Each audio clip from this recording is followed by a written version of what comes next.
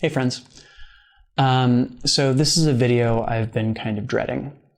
I've taken a couple cracks at making it earlier in the year, and it's a thing that I want to talk about before we get to the end of the year. But it's also probably the hardest video I've tried to do in a very long time. This video comes with a content warning. I'm going to be talking about sexual assault and sexual violence, and it won't be structured like a lot of my other videos. I'm just going to talk to the camera. If you're new to the channel, hi, my name is Drex. Usually I make videos about poi spinning and flow arts, but I'm doing something different today because there's something I really need to talk about. Earlier this year, I was sexually assaulted. The details of which you all do not need to know, but suffice it to say, there was a situation in which I was very uncomfortable and tried to politely decline my partner's advances. When she didn't take the hint, I told her this was our no means no moment. But that wasn't enough for her. This wasn't the first time I'd been assaulted, but it has been, without a doubt, the most difficult thing I've had to work through in several years now. It has had a catastrophic impact on my mental health, my other relationships, and it's reopened old wounds from the first time I was assaulted that have been very, very difficult to process.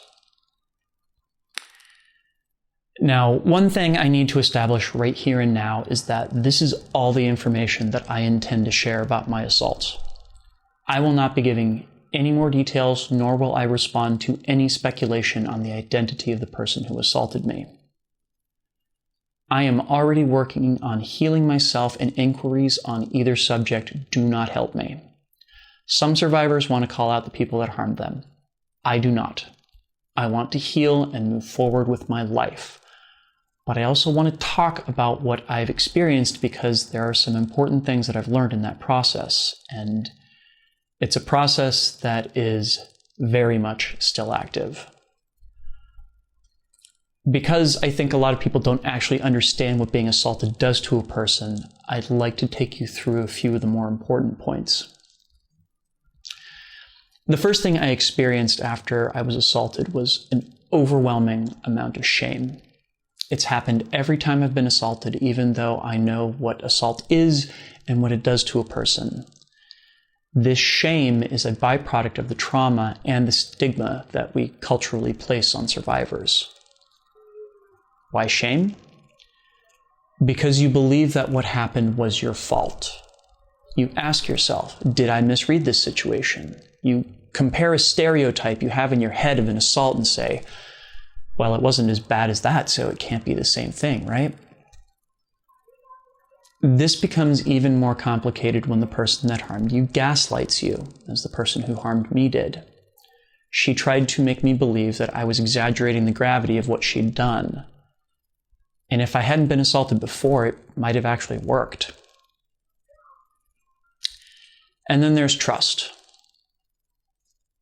Because you've been with someone who has violated your trust, you no longer know who to trust, sometimes even including yourself. I spent weeks asking myself, how did I get this person wrong? What warning signs did I miss? Why did I allow myself to get into such a vulnerable position with this person?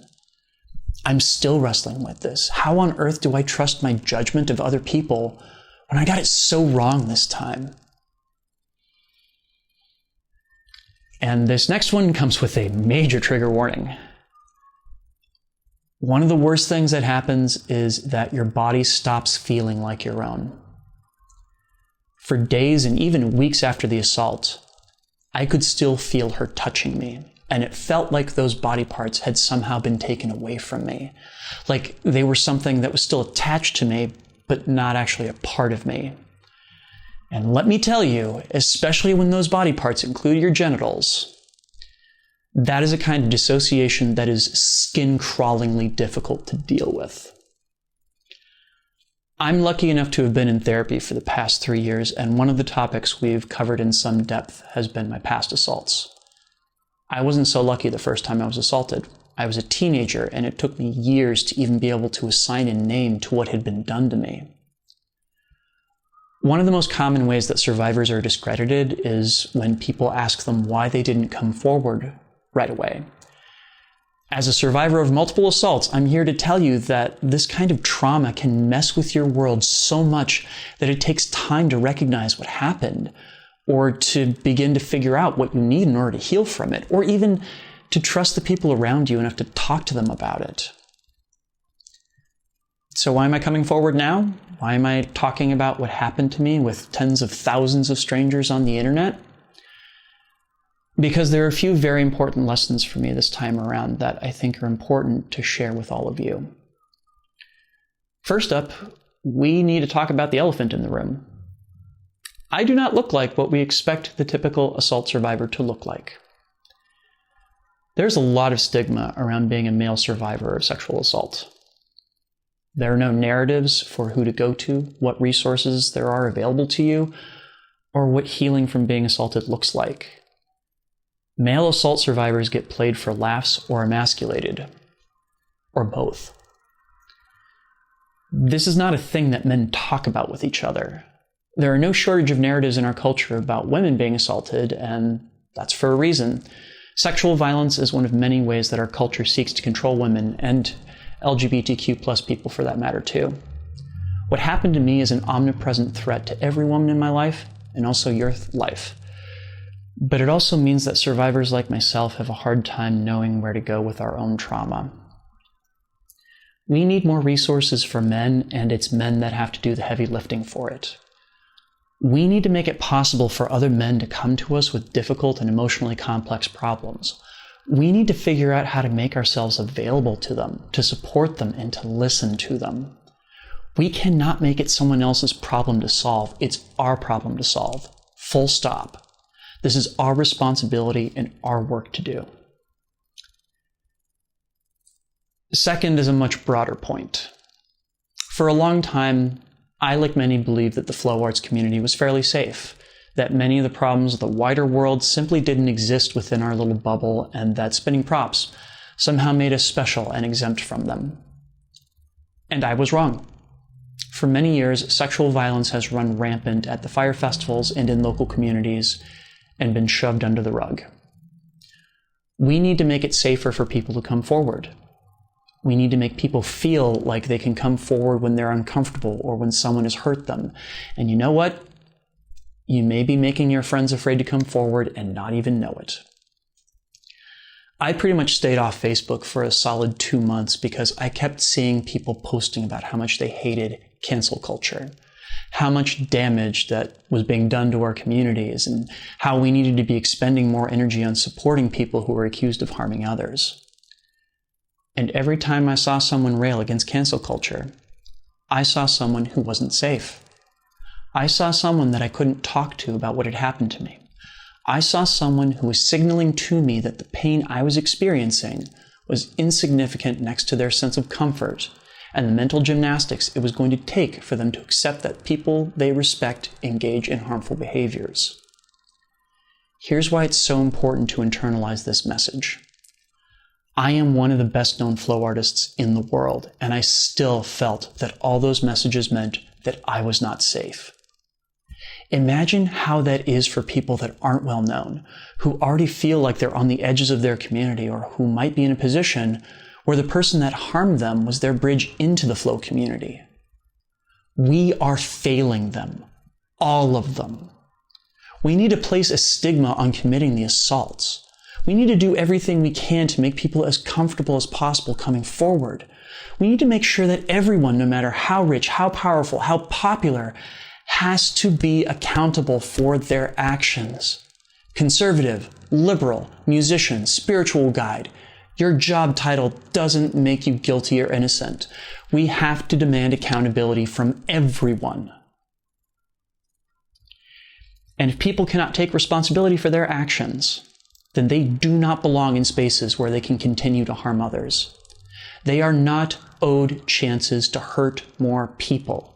If your support for your friend does not include holding them accountable for their actions and calling them out when they mess up, then you're not their friend You're their enabler. Because everyone is against assault until someone they know commits one. And that's when people put up the walls. That's when they mount their defenses and say that so-and-so is really a great person and you shouldn't ruin someone's life over this. Someone's life already got ruined. You've decided that broken life is an acceptable price to pay for your comfort.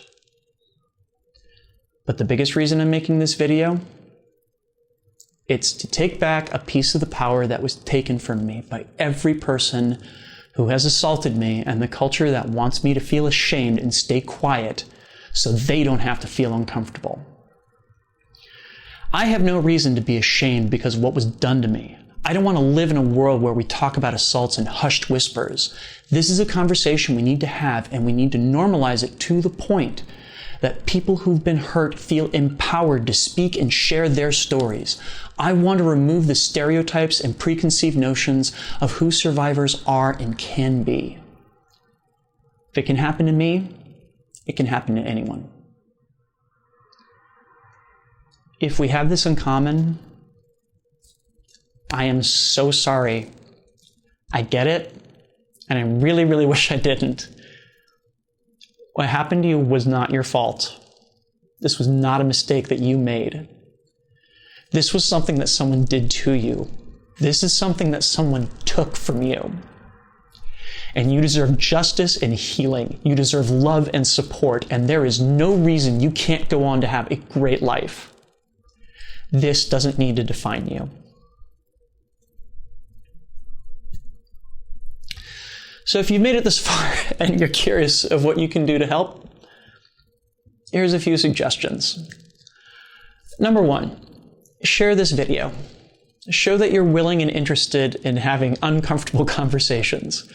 Show your friends that may be suffering in silence that you want to hear their stories. Number two, help me out. I guarantee there's going to be people up in my business in the comments section telling me to keep these discussions out of the flow arts, telling me I shouldn't be sharing my own personal stories, or even people openly engaging in bad faith arguments. Tell them they're full of shit. It's hard enough to come forward and talk about this stuff, let alone feeling like you're up against the world in the comments section. Back me up here and let me know you're willing to throw in your own emotional labor. Number three, and I swear there's a good reason for this, but honestly, sign up for my Patreon. There's a lot of people out there who want to believe that talking about difficult subjects like this is bad for the flow arts, and we should all just be focusing on flowing. They live in a position of privilege that they do not want to be disrupted, and supporting this work is a signal to them that they're wrong, that we do need to have these conversations, and there are people out there that want to see them happen. Plus which, it helps pay for my therapy, so there is that.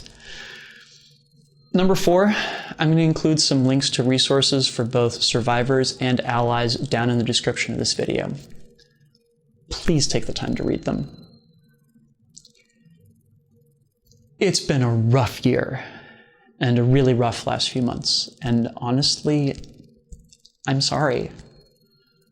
There have been days when I couldn't get off the couch because this was weighing so heavily on me, and I feel like I haven't been giving you all my best. There's a big part of me that wishes I could just put this on a shelf and take on the world with nary a care, but if there's one thing that I've learned about dealing with trauma in the past few years, it's that it's best to work through it sooner rather than later, so that's what I'm doing. And I don't really know when I'll be back to where I was before this happened, or if I will ever get back there for that matter. But for right now, a lot of thank yous are in order. I wasn't sure whether my supporters wanted to be given a shout out here, so I asked them and I really appreciated their answers. Knowing how important it was to them that I was going to talk about these topics and their faith in me to do so responsibly really meant the world to me. So first up, the friends of the channel, sorry I put this at the end rather than the beginning. I hope you understand why. But big thanks to Dark Monk, Flow DNA, Flow Fests, Flow Toys, Juggling Calling, Pyroterra Light Toys, Spinballs, and Ultrapoi for helping to make the videos on this channel possible. You can learn more about all these companies and the work they're doing to support flow artists like yourself by checking out the links down in the description of this video. And of course, a special thanks to the first non-business friend of the channel, Johnny Howard. Thank you so much for your support, Johnny. And of course, this video would not be possible without the kind support of my Flow patrons, who are listed right over here. They and the people listed down in the description have been absolute superstars and have continued supporting me even though I've had to take several mental health days these past few months. Seriously, your support has been so important now of all times. Knowing that I wasn't going to have to struggle to pay rent has been huge, as I've been wrestling with so much else. And if you're watching and you want to support my work, including messy videos on difficult topics like this one, you can do so by going to patreon.com/DrexFactorPoi and signing up. I'm not going to give you a big spiel about it. I'm just going to say thank you. And with that, I think I'm done. There's a lot more I could talk about on these topics, and believe me, I did in many drafts over the course of many months. But I think for now, this helped. This helped me take back some of the agency that was taken from me, and it gave me a chance to talk about something that I think should be important to all of us. So take care of yourselves, take care of your friends, listen to and support each other, yeah? Thanks for taking the time to listen to me.